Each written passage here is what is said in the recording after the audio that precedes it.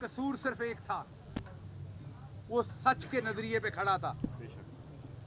वो अपने हक के लिए जो आप पाकिस्तान का आईन उसे देता है, उस हक के लिए अली बिलाल आज बाहर निकला था। अली बिलाल का दूसरा कसूर यह था कि वो इमरान खान की पार्टी का वर्कर था। वो इमरान खान जिसके ऊपर तमाम जुल्म के दरवाजे खोल दिए गए हैं, उसके सब करीबी साथियों के ऊपर जुल्म किए गए हैं। अली बिलाल का तीसरा और सबसे बड़ा कसूर, अली बिलाल एक गरीब आदमी था। अली बिलाल गरीब माँ बाप का बच्चा था। अगर अली बिलाल अशराफिया से होता तो अली बिलाल को कोई हाथ ना लगाता। पहली बात, वो शायद सड़कों पे ही ना निकलता। हर दफा इस मुल्क के अंदर जमहूरियत हो, उसके अंदर जुल्म हो या भले आमरीत में जुल्म हो, खून गरीब और आम आदमी देता है। लेकिन यहां पर रवाज है कि जब आम आदमी मरता है, मैंने सहाफियों को भी शहीद और मरते हो देखा है। मैंने आम आदमी 4 दिन बातें होती हैं, बड़े बड़े बयान दागे जाते हैं, अदालतों की कार्रवाई होती है। मैं बहुत एहतराम करता हूं अदालतों का, लेकिन जजेस बड़े बड़े रिमार्क्स देते हैं, चैनल्स में पट्टियां चलती हैं और उसके बाद मॉडल टाउन की तरह उसको भूल जाया जाता है। बल्कि जिन्होंने मॉडल टाउन किया, इसी मुल्क के अंदर वो और मोअज़्ज़ज़ ठहरे। उनको बड़े बड़े ओहदे, बेटा चुप करें जरा, उनको बड़े बड़े ओहदे मिले, उनको और नवाजा गया, उनको और नवाजा गया। उनके गले में किसी ने घंटी नहीं बांधी। जिस तरीके से उन्होंने आम लोगों का कत्लेआम किया था, जिस तरीके से उन्होंने औरतों के मुंह में गोलियां मारी थी, अगर उस दिन सजा दे दी जाती, अगर उस दिन अदालतें सजा दे देती, उस दिन इंसाफ हो जाता, तो आज एक और आम माँ और आम बाप का, आज इमरान खान के एक और सिपाही को शहीद ना किया जाता। आपको मैं पेशगी बता देता हूं कि मुझे खदशा है, जिस सिस्टम को मैंने 4 साल हुकूमत के अंदर रह के देखा और पिछले 1 साल से जुल्म में देख रहे हैं, मुझे खदशा है कि अली बिलाल को इंसाफ नहीं मिलना। उसे पाकिस्तान की, मुझे खदशा है, किसी अदालत से इंसाफ नहीं मिलना। वजह यह है कि वो आम आदमी है। वजह यह है कि वो एक आम आदमी है। यहां पर एक एंकर साहब हैं, मैंने अपने आप को मिडिल क्लास कह दिया, उन्हें तकलीफ हो गई। उन एंकर साहब के लिए गुजारिश है कि आज पाकिस्तान में जिस बंदे के पास को 8, 10, 15 करोड़ है, वो मिडिल क्लास ही रह गया, जो करोड़ों की वुक्कत कर दी है। एक घर नहीं बना सकता जैसे आपका डीएचए में घर है। मैंने जिस तरीके से अपने मुकदमात की फीसें दी है, वो मुझे पता है। वो तड़ियां लगा रहे थे बैठे हुए साहब कि आपको, मैं अपने आप को मिडिल क्लास नहीं कहने दूंगा। तो भाई क्या मैं फिर फ्यूडल हूं? मैं कोई टेक्सटाइल ओनर हूं? तो फिर तो अली बिलाल भी फ्यूडल होगा कोई।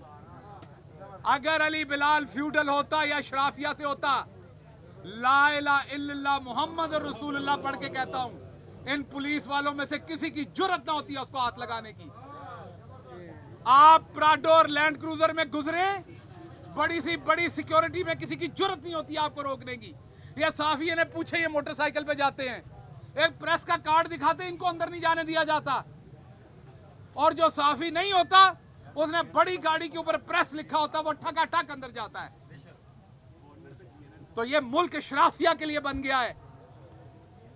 इमरान खान का कसूर ये है कि इमरान खान डट के खड़ा है अपने आईनी हक के ऊपर।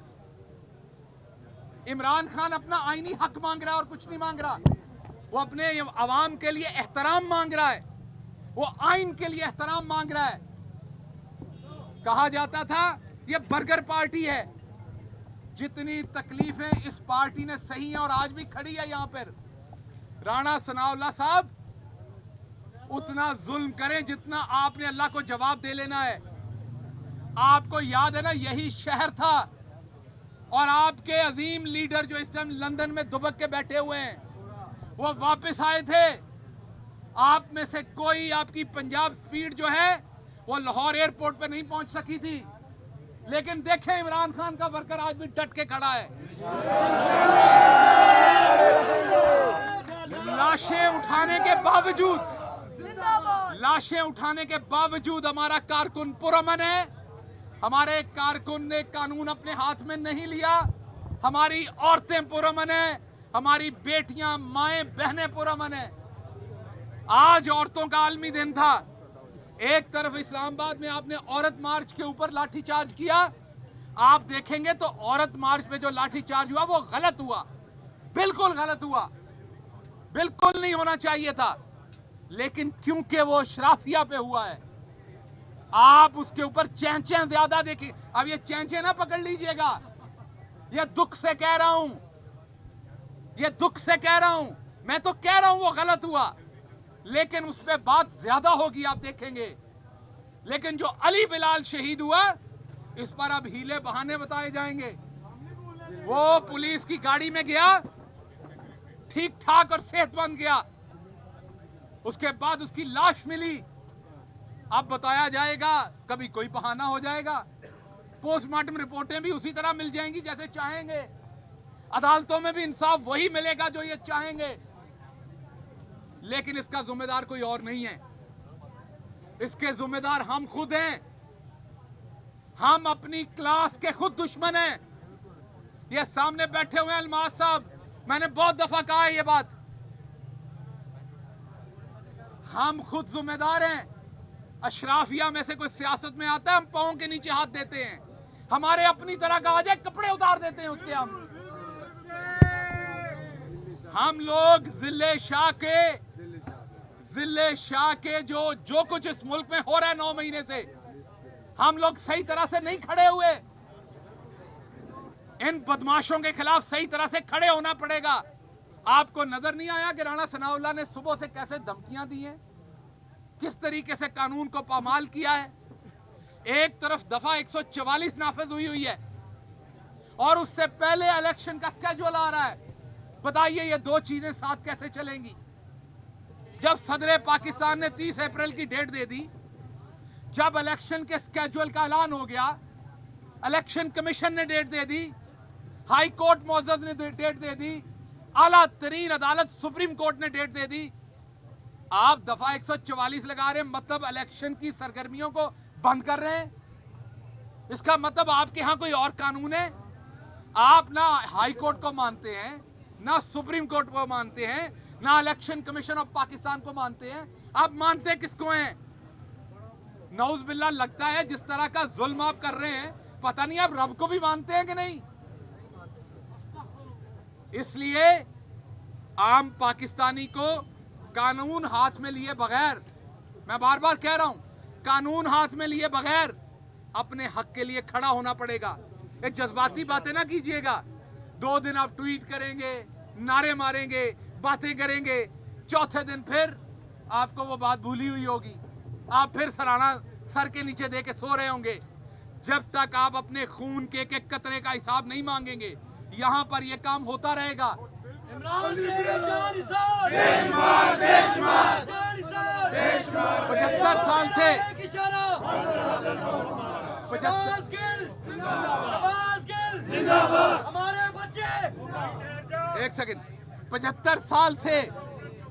75 साल से मैं एक बात वाजे कर दूं, मुझे पहले को नंगा नहीं किया गया था इस मुल्क में। 75 साल से लोगों को नंगा करके तशद्दुद किया जाता था। वो बोलते नहीं थे, बाहर आके चुप कर जाते थे, उन्हें शर्म आती थी। मैंने तोड़ा था ये टैबू आपके लिए, मैंने तोड़ा था ये टैबू आपके लिए।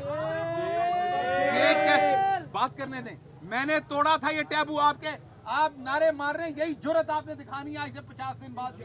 इंशाअल्लाह जज्बाती होकर नारे नहीं मारने, सिर्फ खड़े होना अपने मुकदमे पे। मैंने ये टैबू तोड़ा था ताकि ये काम बंद हो, मेरे साथ हुआ, किसी और के साथ ना हो।